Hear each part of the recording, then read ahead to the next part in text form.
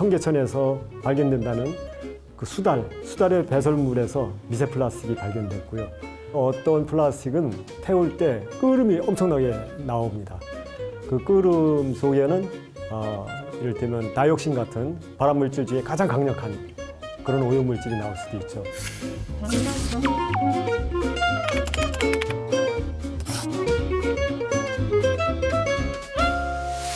1차 세계대전, 2차 세계대전 이렇게 두 차례 전쟁이 끝나면서 한국도 일본 그 식민 치하에 있다가 독립하면서 1950년에는 한국전쟁에 휘말리게 되잖아요. 그래서 전 세계적으로는 이 전쟁 소용돌이 끝나면서 인류가 본격적으로 플라스틱을 생활 속에 이용하게 됩니다. 1965년에 스웨덴의 한 화학회사가 비닐봉지를 처음으로 특허를 냅니다. 4가지 특징을 강조를 하게 됩니다. 가볍고 물을 담아도 새지 않고 질기고 다른 용도로 쓸 수가 있다. 그러면서 이것이 하나의 비닐봉지 상품화되니까 1980년대에는 미국을 중심으로 대형마트에 그냥 쫙 퍼지게 됩니다. 90년대에 우리 아이들이 많이 갖고 노는 장난감은 대략 한 47%, 즉 장난감의 소재, 재질만을 따졌을 때 뭐 100개가 있다면 그중에 한 40%대 정도가 플라스틱이었고 나머지는 나무니 헝겊이니 이런 걸로 이제 인형을 만들었고 장난감을 만들었어요. 그런데 2000년대에 들어와서는 90%가 넘었습니다. 다 플라스틱으로 만들어요. 아이들은 천연 소재로 만든 그런 장난감을 갖고 노는 기회를 박탈당한 거죠. 1950년대에 한 200톤 정도가 전 세계적으로 플라스틱 제품으로 생산이 됐다라고 하면 2015년 경우에는 약 4억 톤 정도가 한 해 플라스틱 제품으로 만들어져요.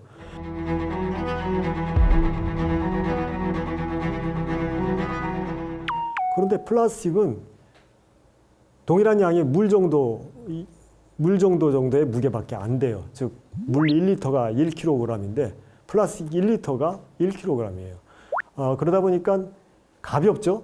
근데 질기기는 강철 못지않게 질기잖아요? 그러다 보니까 너도나도 플라스틱을 쓰게 됩니다. 더군다나 열을 가하면 그 열도 적당한 열만 가하면 다양한 제품을 만들 수 있잖아요?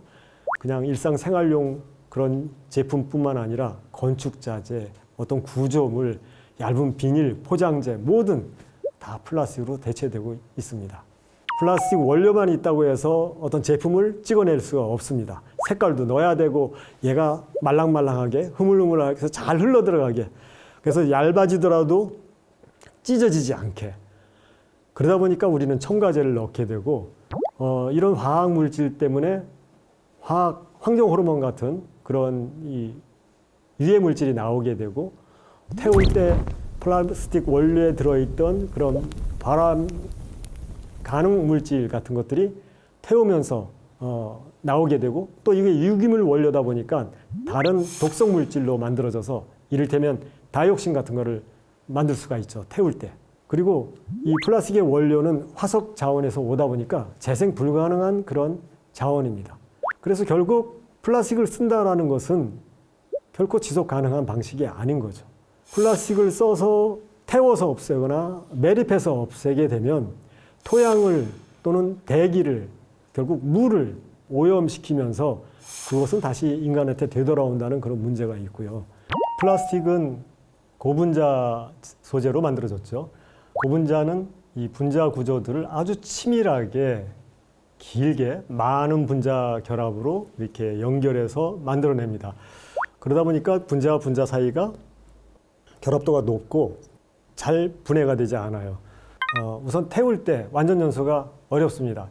완전 연소라고 하는 거는 탈 수 있는 물질인 탄소가 떨어져 나가는 거죠. 그 열이 연료 물질, 즉 탈 수 있는 물질을 분해하면 여기서 탄소 원자 나오고 공기 중에 있는 산소 원자 2개를 만나서 이산화탄소가 돼서 날아가면 우리는 그때 완전 연소라고 얘기를 합니다.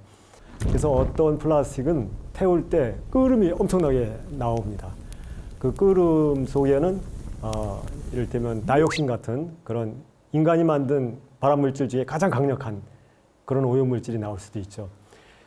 두 번째 문제는 박테리아나 이런 균류가 달라붙어서 미생물이 달라붙어서 분해하는 거. 이제 이거를 생분해라고 얘기하죠.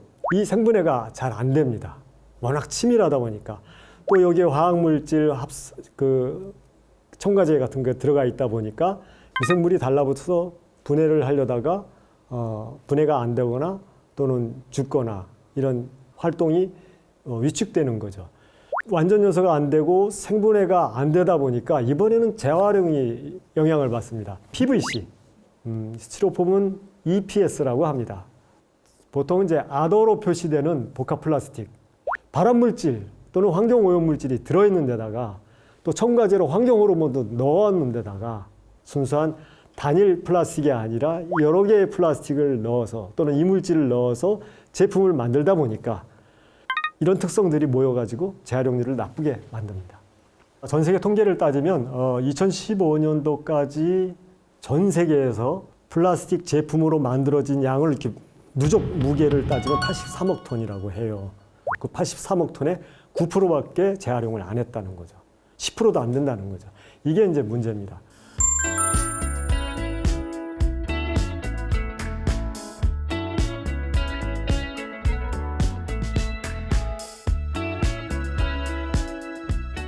저절로 분해가 되지 않고 아무도 먹어서 소화시킬 수 없는 그런 물질이 덜컥 자연 속에 버려진다면 아무도 먹을 수가 없다 보니까 그걸 식별하지 못하는 그런 동물들이 먹게 되면 그러면 동물들은 죽게 됩니다. 비닐봉지 같은 거에 목이 끼어서 고통을 받고 있는 또는 플라스틱 빨대가 코에 들어가가지고 그걸 빼지 못하는 그런 거북이, 뱃속에서 엄청난 플라스틱 쓰레기들이 나와서 죽고 있는 사막의 낙타, 또 심지어는 우리나라 이 청계천에서 발견된다는 그 수달의 배설물에서 미세 플라스틱이 발견됐고요.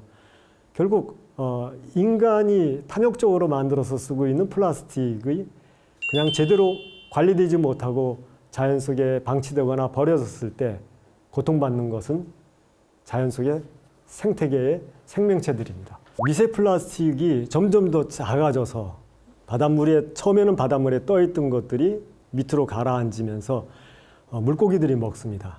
작은 물고기가 하나 먹고 큰 물고기가 와서 10마리의 작은 물고기를 먹고 더 큰 물고기가 와서 또 10마리의 큰 물고기를 먹으면 결국 큰 물고기의 뱃속에는 100개의 미세 플라스틱이 들어있게 되죠. 이것을 우리는 생물 농축이라는 말을 합니다. 바닷물 속에 들어있는 플랑크톤, 그중에 이제 식물성 플랑크톤이 있죠. 그 식물성 플랑크톤은 바닷물 속에 떠있는 식물입니다. 꽃을 피워요. 그래서 얘들은 광합성을 합니다. 광합성을 하면서 공기 중에 있는 이산화탄소를 자꾸 흡수를 하게 되죠. 그런데 미세 플라스틱으로 오염이 된 바닷물, 이 식물 플랑크톤이나 그 식물 플랑크톤을 먹는 동물성 플랑크톤이 제대로 번식을 할 수가 없습니다. 그러면서 광합성 자극이 위축이 되면 대기 중에 이산화탄소 농도를 줄이는 이 저장고 역할을 하는 이 해양의 기능이 자꾸 위축이 되게 됩니다. 그래서 기후위기가 증가하게 되죠. 태평양 한가운데 또는 대서양 한가운데 이 플라스틱 섬, 쓰레기 섬을 만들고 있습니다. 플라스틱 쓰레기는 앞으로도 계속 증가할 것이에요. 문제가 안 될 수가 없습니다. 우리가 쓰고 있는 스마트폰, 이것은 결국 폐기물들을 양산합니다. 카페에 가시면 머그컵에다가 제 커피를 담아주세요. 또는 제가 텀블러를 가져왔으니 여기다 담아주세요. 추천하는 사람들이 한 사람, 두 사람, 한 마을이 되고 그만큼 지구 생태계는 건강해지기 시작할 겁니다.